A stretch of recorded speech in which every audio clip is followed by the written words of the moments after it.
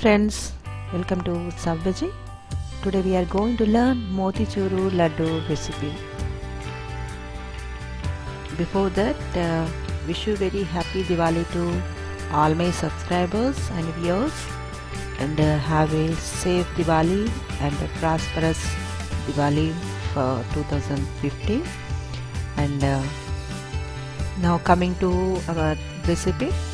Making motichur laddus is easy but time consuming, and the major difference between bundi laddu and motichur laddu is the size of the tiny bundi fried gram flour balls. And bundi laddu has the gram flour balls bigger in size, and motichur laddus have smaller ones. Both the laddus are made from gram flour or besan batter. Now we'll see how to prepare in detail. Ingredients required are: for the syrup we need 1 cup sugar, half cup water, a generous pinch of saffron powder or a crushed saffron. And for preparing the bundi we need 1 cup besan, that is gram flour, a generous pinch of saffron powder, kesar or crushed saffron, 3/4 cup water, 2 to 3 black cardamom, and half tablespoon melon seeds, oil for deep frying, a bit of oil or ghee for applying on the palms while shaping the laddus. We'll see directions to prepare. First, preparing the sugar syrup. Dissolve sugar, saffron threads and water in the pan and keep it on the stove top, and cook the sugar solution till it reaches 1/3 consistency, and then switch off the flame. Keep the sugar solution aside.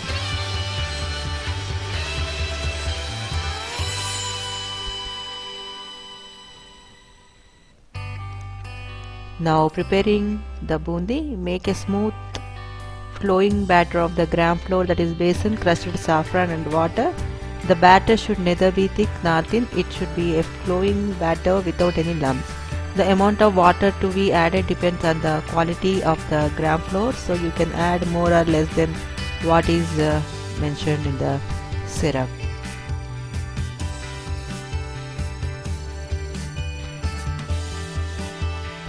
Now heat oil for deep frying in a kadai or pan. The oil has to be moderately hot. Take a perforated ladle or a spoon with your hands. Position the ladle above the oil. You will need one more large ladle or a zara to remove the fried bundis.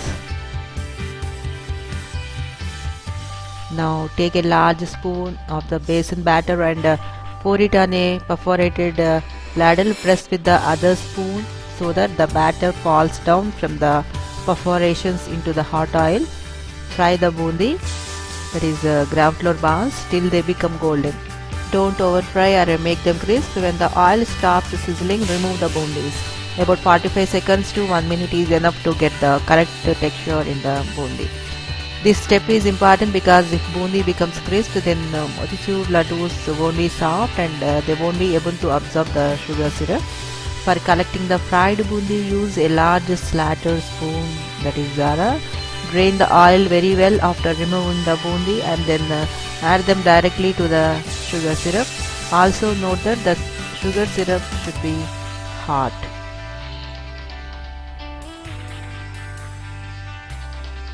If the sugar syrup is not hot, then just heat it. In case the sugar syrup crystallizes, then reheat again.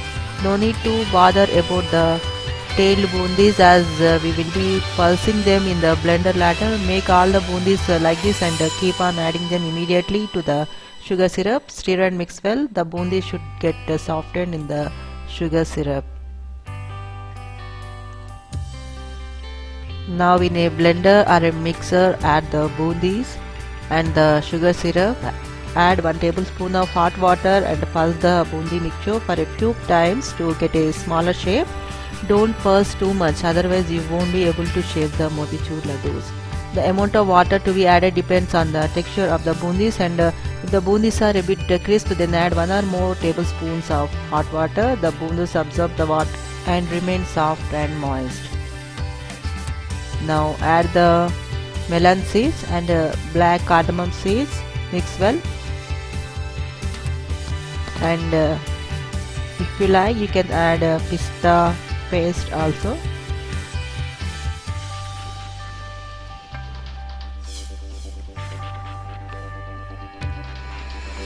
Now apply some oil or ghee on your palms and shape the motichur laddus. The mixture would be warm when preparing the laddus. On cooling they become firm. You can garnish the motichur laddus with melon seeds, and this motichur laddus can also be refrigerated since they are not made from ghee. If you fry them in ghee, then the ghee will solidify and refrigerate. In Hindi, the word moti means pearl and chur means to crush or crumble. Literally translated to crumble pearls. That is actually when you hold these laddus in your hand and even apply a little pressure, they crumble. If you plan to make the motichur laddus for any deity or for puja, then I do suggest adding a pinch of edible camphor in the laddus, and you can also fry the bundi in ghee. Generally, most food offered for Naivedya are made in cow's ghee. Ghee has a sattvic quality and hence used for religious purposes. And laddu is offered to many Indian god and goddesses. And whenever we want to make any food for deities, then refrain from tasting or smelling the food, and prepare the food with a lot of devotion, cleanliness, and peaceful state of mind. So elders say motichuru laddu is favorite naivedyam to Lakshmi Ma, so you also prepare it and offer to God. So I hope you also try to prepare this and enjoy the festival of Diwali. And generally the laddus you get outside have green, red or orange color bundi pieces in the laddus. For that they make extra batch of colored bundi, and we can also use that colors, and here we have used saffron as a natural coloring agent. Try to avoid artificial coloring agents as far as you can. And this is for today. Wish you happy Diwali, and have a wonderful time with your family, and have a safe Diwali with your kids and elders. Prepare a lot of sweets and snacks for your family, and have a wonderful evenings and Diwali days. And keep watching my videos. Thank you for watching. Like and subscribe.